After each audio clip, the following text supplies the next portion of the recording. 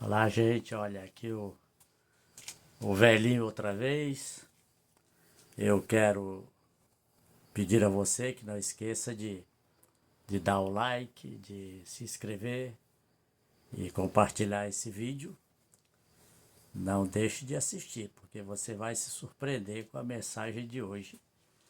Uma reflexão maravilhosa, vinda do céu para todos nós. Nosso texto hoje é Gênesis 26, o verso 4, o verso 5. São esses dois versos que serão a base aqui da nossa meditação. No verso 4, Deus está conversando com Isaac, filho de Abraão, e faz uma promessa para Isaac, dizendo que daria para a mesma promessa que Deus fez para Abraão, agora renova com Isaac, né? Farei de ti uma grande nação, te darei toda essa terra e tal. Aí no verso 5 Deus diz assim: porque Abraão, teu pai, obedeceu a minha palavra, obedeceu os meus preceitos, meus estatutos, meus mandamentos, as minhas leis. As traduções variam, por exemplo, em tradução diz a minha palavra. Tem uma tradução que eu gosto mais assim: obedeceu o meu mandamento. Outra diz o meu mandado. Então, varia um pouco, especialmente essa primeira fala de Deus a respeito da primeira atitude de Abraão, né?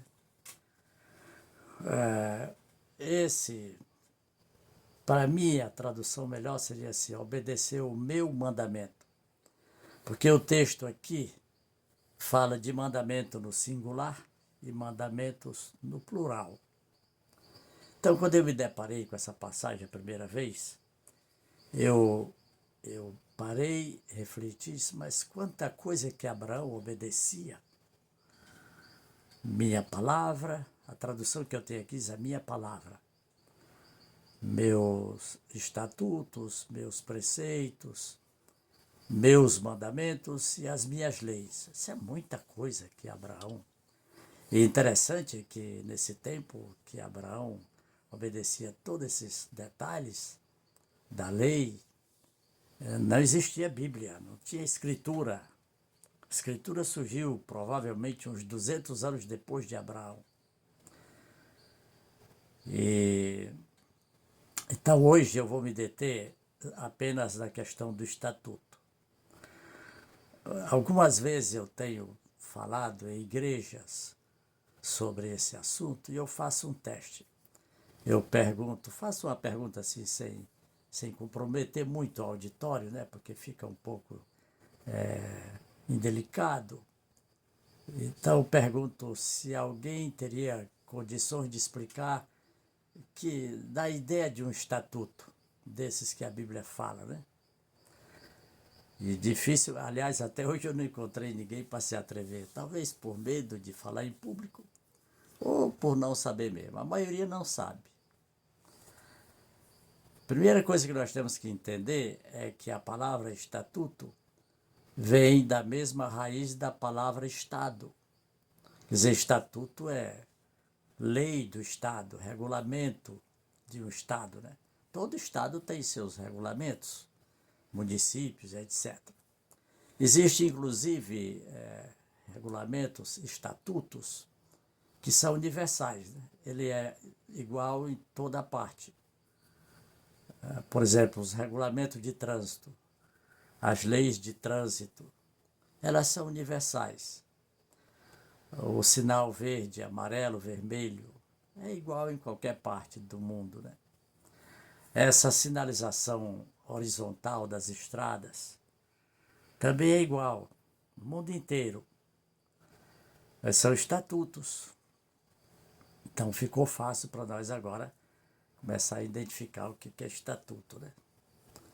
No livro de primeiro livro de Samuel, no capítulo 30, especialmente verso 21 em diante, Tem ali uma história, um relato, que Davi saiu para uma guerra com os amalequitas com 600 homens. E no caminho, 200 homens estavam muito cansados.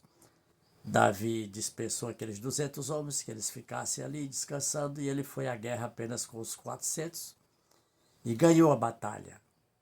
Quando voltou com a vitória e os despojos da guerra, era normal, era uma praxe que aqueles despojos fossem distribuídos equitativamente entre os soldados. Mas alguns rebeldes, entre os 400, disseram que não deveria ser distribuído nada com os 200 que ficaram. Davi, então, tomou a atitude de distribuir equitativamente com todos eles, com 600 homens. E o relato diz assim, claramente, né? A partir desse dia, isso tornou-se estatuto em Israel. Pois bem, então e Abraão era um homem zeloso nessa questão. Ele era um crente que tomava cuidado de obedecer a Deus em tudo. Ele vivia uma vida ética. Para quem não sabe o que é ética, ética é a nossa relação com o mundo. Quer dizer, o meu direito termina quando começa o direito do outro. Então, um amigo de Deus, uma pessoa que tem relacionamento com Deus, ele tem que viver de maneira ética, de maneira justa, de maneira fiel. Né? E Abraão, por isso, era amigo de Deus. Pois bem, no entanto, especialmente no nosso país, é muito comum os motoristas não obedecerem esses estatutos de trânsito. Existem países que a gente sabe que são rigorosos, na América do Norte, na Europa, mas o nosso país, infelizmente, não, nossa cultura nos permite ser bastante transgressores. E com relação a essa sinalização horizontal das estradas, nós temos aquelas faixas permitindo ou proibindo ultrapassagem, né? Chamamos de ultrapassagem proibida. E a gente percebe que nosso povo obedece muito pouco. Mesmo os crentes não obedecem muito. E aí nós temos, as estatísticas provam que os acidentes mais terríveis, deixando muita sequela, muito sofrimento, são esses acidentes de ultrapassagem proibida, velocidade excessiva e por aí vai.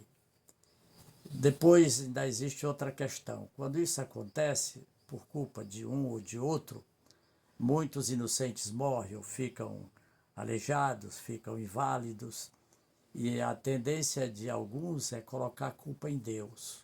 Não, Deus não tem culpa dessas coisas, porque todo homem é racional, é inteligente, tem a capacidade que Deus deu de saber escolher entre o certo e o errado. Então, se você escolhe o errado, e ainda que o inocente sofra junto, mas isso é uma coisa que não pode mudar. Bom, de forma que esse cuidado devemos ter muito, a preocupação de obedecer a palavra e obedecer os estatutos da nossa terra, né? Da nossa nação, do nosso município. E só aí nós podemos, então, inclusive, reclamar as bênçãos de Deus. Outro dia eu estava analisando, o sujeito sai dirigindo, e ele, muitas vezes, especialmente alguns jovens, mesmo alguns mais de idade, se considera um grande motorista.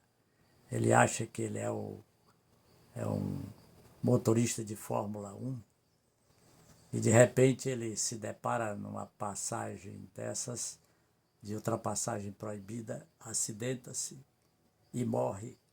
Então eu fiquei pensando, quando o anjo relator retorna no final da tarde e vai entregar o relatório para um outro anjo superior, né? É uma imaginação que são pensamentos, coisas da Bíblia que são implícitas. A gente pode mais ou menos conjecturar, né? Estou fazendo aqui uma conjectura. Eu gosto de lembrar que em teologia existe uma regra que você pode conjecturar o que você quiser, desde que você não cometa heresia. Eu espero não estar cometendo heresia aqui. E eu imagino o anjo falando assim pro anjo superior: olha, eu fiz tudo para ele não morrer, mas ele sempre foi desobediente e, além do mais, muito ruim de cálculo. Ele ultrapassou uma carreta a 80 por hora, 25 metros de comprimento. Quando vinha outra carreta na mesma velocidade, ou um pouco mais, né? Também de 25 metros de comprimento, ele ainda estava num carrinho 1.0. Então não teve jeito. Muito ruim de cálculo.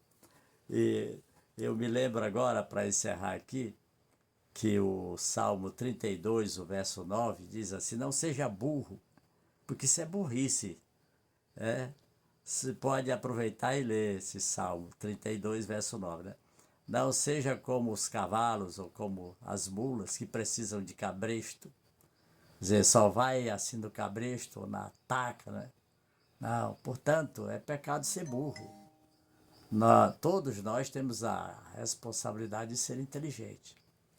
Tá bom, espero que Deus tenha me abençoado nessa mensagem para você.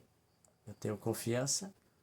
E você, mais uma vez eu digo, não esqueça de se inscrever, de dar um like e enviar para outros.